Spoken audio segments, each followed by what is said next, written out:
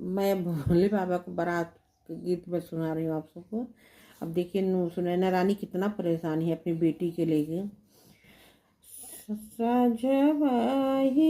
मोरे बाबा उगी है तराइया, सुखवाऊ गई भेनु सार। सजवाही मोरे बाबा उगी है तराइया, सुखवाऊ गई भेनु सार।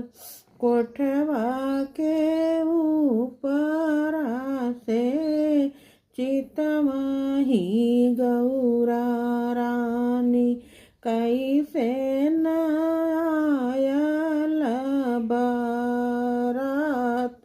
कोठवा के ऊपर से चितमयी गौरा